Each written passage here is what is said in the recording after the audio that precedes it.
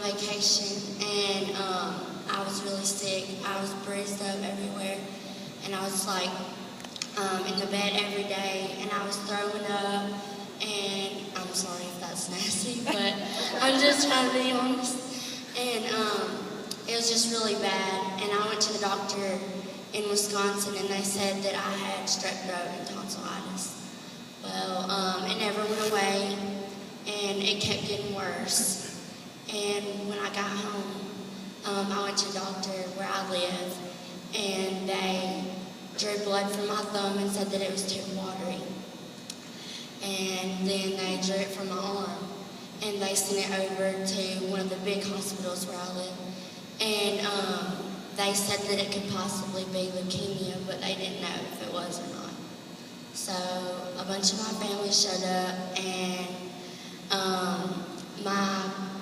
the last thing I remember is my grandma came running out, crying, and my dad came over there and told me that I had leukemia and that I had to be rushed to St. Jude. Well, when we were on the way, they called my parents and told me that I needed to hurry because I was at risk for strokes and seizures because of how sick I was. And later on, I found out that they told my parents that they couldn't treat it, that they didn't know how, because they had never seen my cancer before, and that they wouldn't give them a chance of me surviving because they had never seen my cancer before. Well, they didn't think they were going to get me in remission, but they did in like 2 weeks. So we were really, really happy. But they told me that I would have to come back in a few months to get a bone marrow transplant because if I didn't, I would have a really big possibility of it coming back.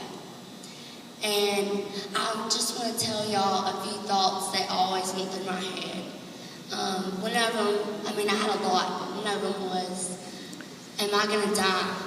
And another one was, I've been cheering since I was in kindergarten.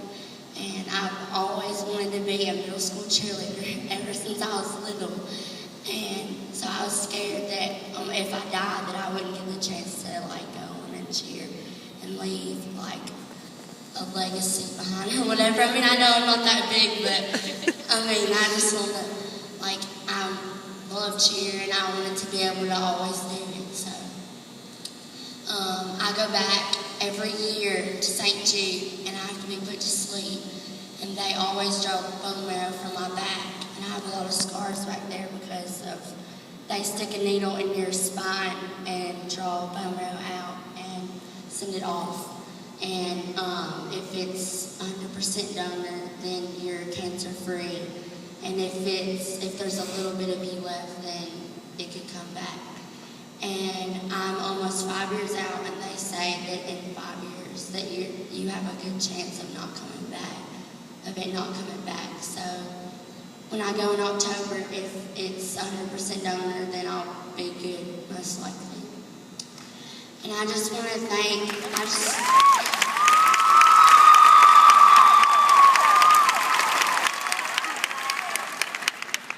just want to thank everybody here and all the UCA staff and everybody that, if you donate to St. Jude, if you just do anything, it helps a lot because no child is turned away, no matter what they're, you don't have